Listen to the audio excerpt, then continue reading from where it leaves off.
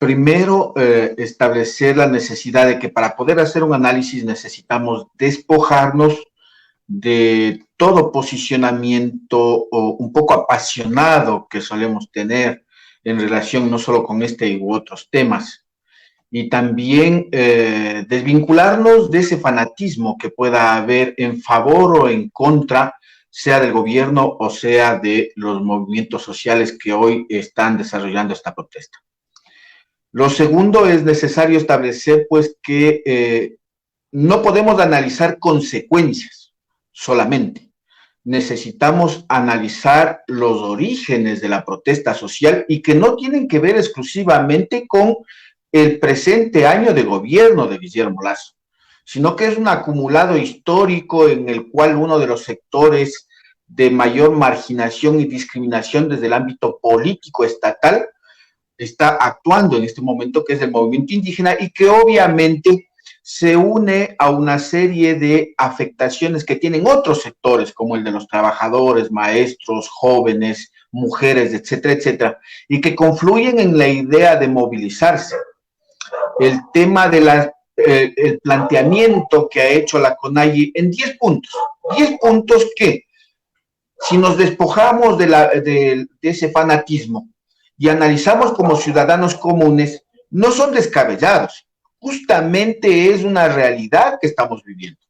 Se ha encarecido el precio de los productos de primera necesidad, y no de ahora, de este último mes, sino desde hace algún tiempo nosotros mismos habíamos, a través de este medio de comunicación, señalado ese tema. Los agricultores y pequeños productores no reciben precios justos. La pandemia y la crisis económica que viene arrastrándose desde hace mucho tiempo y que se agudizó en el 2015, ha impedido de que los productores y pequeños productores puedan recuperar recursos para pagar sus deudas. El tema del incremento del precio de los combustibles, que si bien es cierto está congelado, pero está generando ya sus efectos y resultados justamente con este tipo de precios o costos de los productos de primera necesidad. El tema de inseguridad ciudadana que nosotros hemos cuestionado no solo en este medio de comunicación, sino en muchos medios de comunicación, sobre la falta de políticas públicas en este sentido y de entender el origen y cómo enfrentar la inseguridad. Y otros aspectos que han sido señalados. Entonces, ese es un tema fundamental que hay que verlo primero. Es decir, imbabureños, ¿nos afecta o no nos afecta la situación de crisis económica a todos los ecuatorianos y nos beneficia o no nos beneficia los planteamientos que está haciendo la CONAIE? Por otro lado, ha pasado ya un año de gobierno. No decimos que en este año pudo haber resuelto todo, pero sí el gobierno pudo haber intervenido en muchos de estos aspectos. Control de precios, no ha hecho nada. Han hecho un maquillaje público alrededor de que sí están haciendo una serie de actividades, pero los resultados son otros. Hay un incremento de más del 70% en el costo de vida de los ecuatorianos. Inseguridad. Nos anuncian que hay operativos, que hay 70,000, 80,000 operativos, por ejemplo, en el caso de la provincia, pero la inseguridad crece día a día.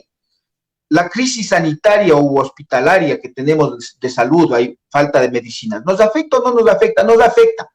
El tema del no pago de la deuda al Instituto Ecuatoriano de Seguridad Social está afectando a los jubilados y a los afiliados que no pueden acceder a los servicios de esta institución. Sí, es decir, debemos ver que estos elementos planteados por la CONAIE sí nos afectan o nos benefician en caso de que el gobierno dé respuestas.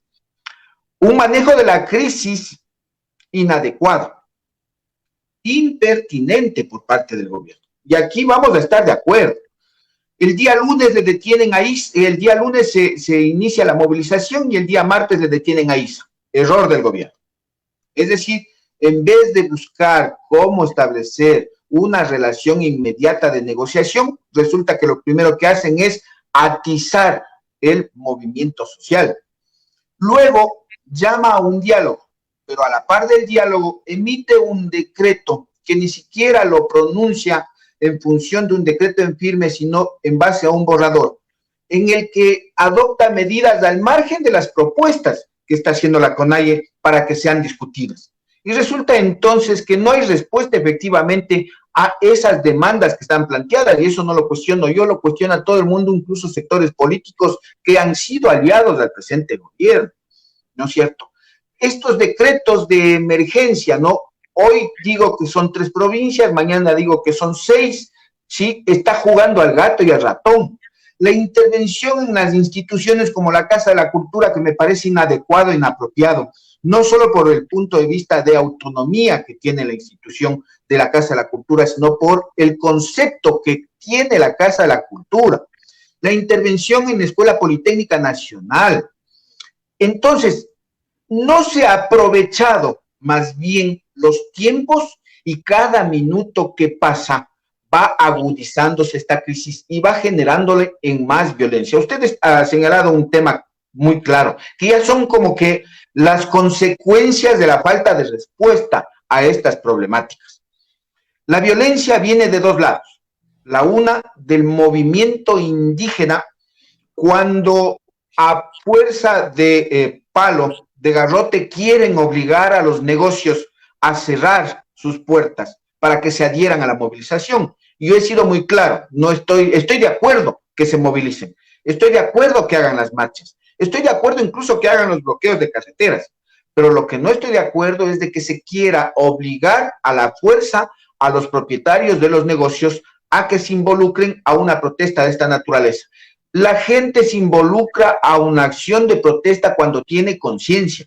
Y los propietarios de los negocios incluso más adelante podían haberse involucrado sin necesidad de alarmar, sin necesidad de amedrentar, ¿no es cierto?, aquellos sectores, porque efectivamente sus negocios no iban a vender producto de los costos de los productos o que ya no tienen los ecuatorianos capacidad de consumo en sus ingresos económicos. Pero también la otra violencia de parte del gobierno y del Estado cuando militariza el país y no desarrolla la iniciativa, la creatividad y la gestión sobre la base de esta exigencia que es nacional, que es desarrollar el diálogo. Pero hay otro elemento adicional que no se considera a veces y que nosotros no consideramos. Cuando decimos estos indios vagos, estos indios sucios, y generamos una campaña, no solo a través de redes, sino a través de los propios medios de comunicación. Cuando decimos de que estos terroristas, estos indios, en otras palabras, y en ese mensaje estamos haciendo de notar, pues, nuestra formación colonial, esa herencia en la que los mestizos o los blancos mestizos somos superiores a un grupo étnico que ha sido marginado y discriminado en el país. Yo no niego un hecho que hay que tomarlo en cuenta y hay que considerarlo, que está presente y latente, no solo en este movimiento, sino en todas las acciones de protesta que se puedan desarrollar en el país, que implica la presencia del correísmo. El correísmo que cuando estuvo en el poder criminalizó, incluso hubieron asesinatos y también la detención y sentencia de muchos de los líderes indígenas o dirigentes indígenas y también de los demás sectores sociales, y que hoy están a favor de la paralización. Mientras en ese tiempo el correísmo criminalizaba la lucha, Lasso apoyaba los paros. Hoy Lasso criminaliza la lucha y los correístas apoyan los paros. Resulta que más adelante vendrá otra vez quizá los correístas a tomarse el gobierno y resultará que volverán a criminalizar y así sucesivamente se darán los acontecimientos. Como digo, se está desperdiciando la oportunidad de cada minuto que pasa poder resolver el problema y entonces implica la necesidad de que aquí hagamos alguna acción y hay un llamado, ¿ya?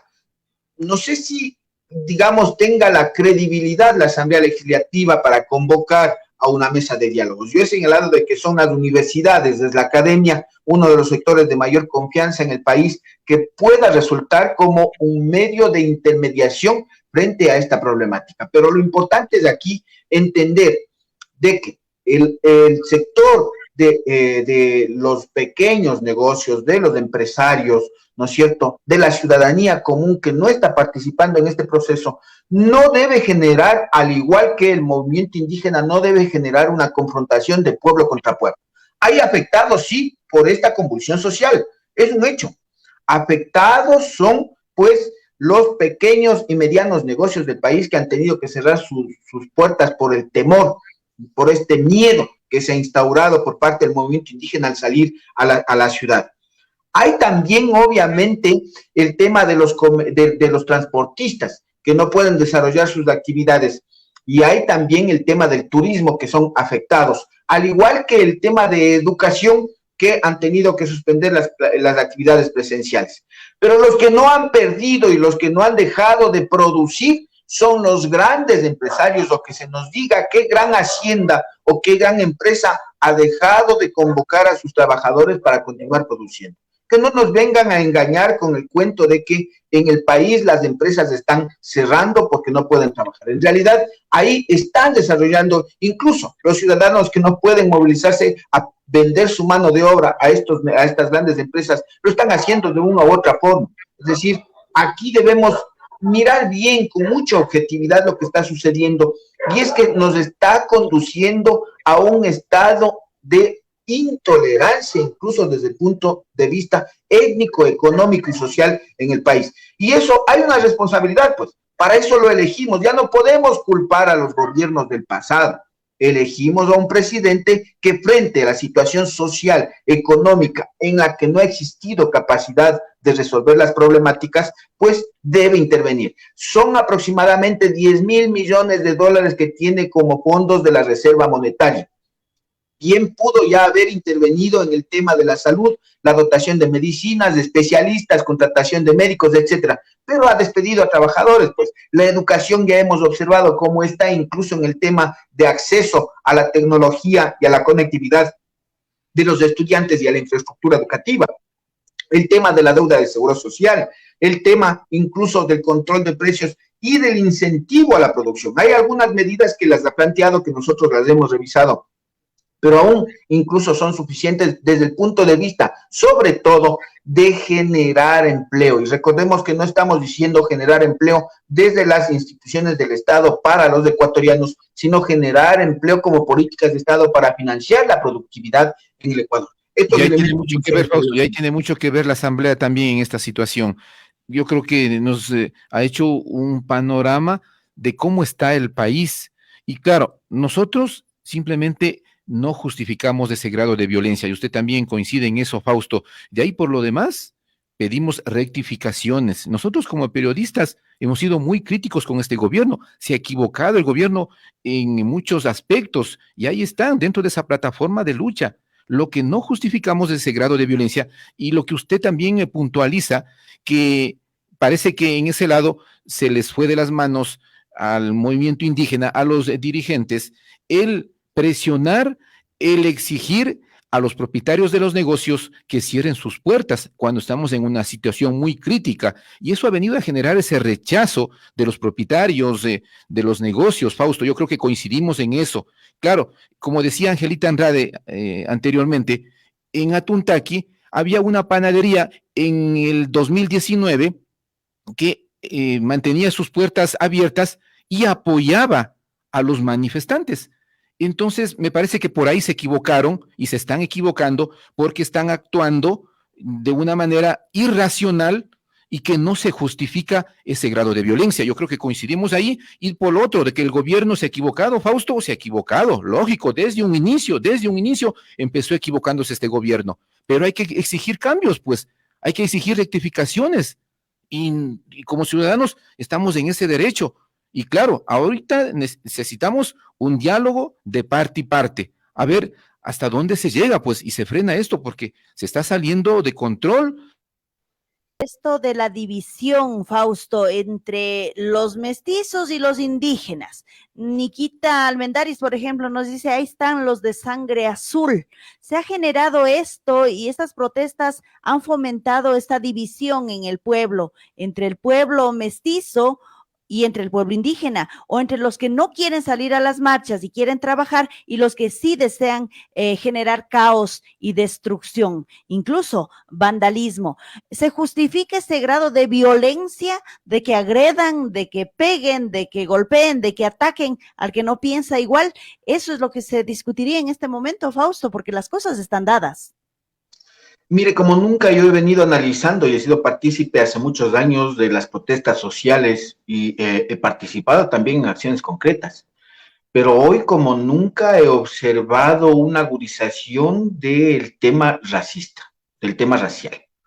Es grave y es complicado porque a la final incluso podría decir que los mestizos también formamos parte de ese extracto social o de esa estructura social en la que hemos sido dominados no solo por blancos, sino también por indígenas que tienen recursos económicos y son grandes empresarios.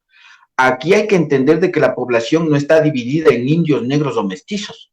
La población está dividida en sectores que tienen el poder y que hacen uso de ese poder para beneficio de sus propios bolsillos, y aquellos que somos la mayoría de ecuatorianos que debemos vender nuestra fuerza de trabajo o buscar algún mecanismo para obtener ingresos económicos, para superar las necesidades y problemas que tenemos de nuestros hogares. Eso debería estar claro en la ciudadanía.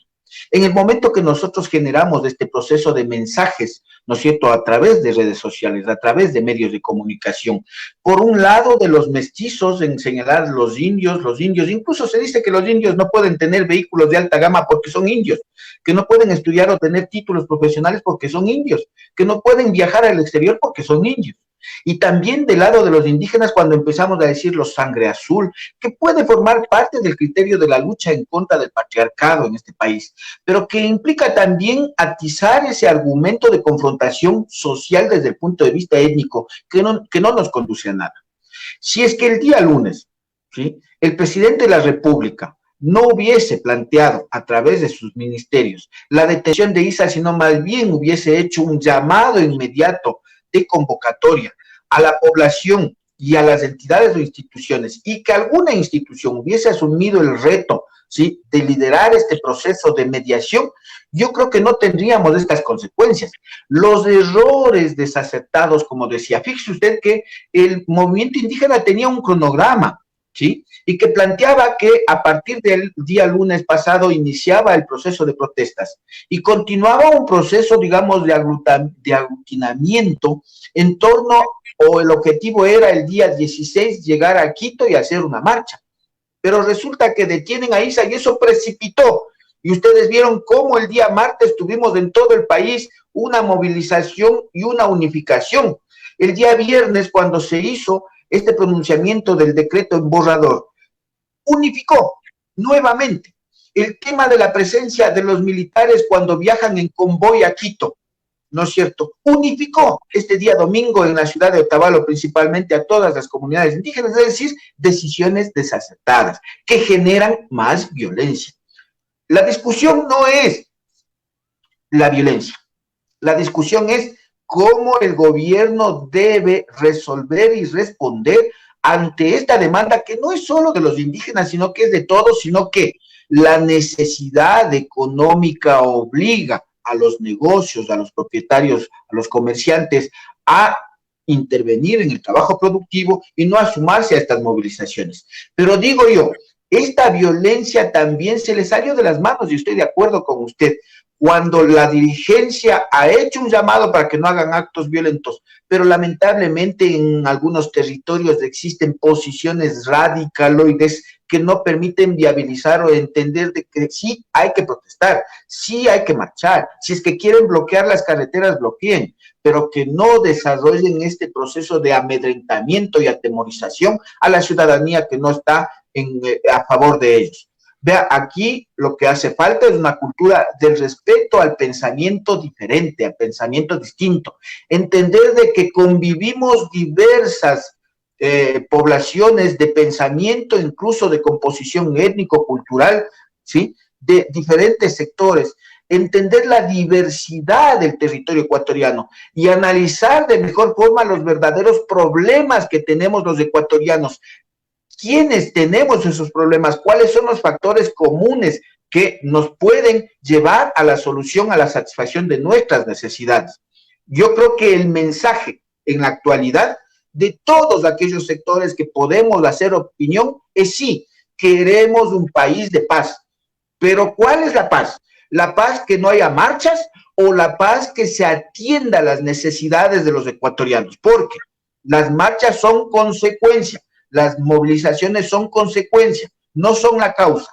la causa está en las necesidades insatisfechas y requerimientos no solo de los pueblos indígenas, porque ahora son los indígenas, mañana van a ser los trabajadores, recientemente fueron los educadores, después serán las universidades y los jóvenes universitarios, porque el presupuesto de la educación está recortado y no existe el suficiente para incorporar a esos 80,000 jóvenes que no han podido ingresar en este periodo, solo en este semestre, a la Universidad Ecuatoriana. Entonces, las causas de los problemas sociales tienen nombre y apellido y se llama necesidades insatisfechas, el nombre y el apellido, la falta de gestión política desde el punto de vista de gobierno central. Y también usted ha dicho, don Marcelo, la nula o la inexistente acción de la Asamblea Legislativa, que prácticamente lo que hemos visto es un lugar de negociados, de acomodos y de enriquecimiento de aquellos asambleístas que fueron a llenar sus bolsillos.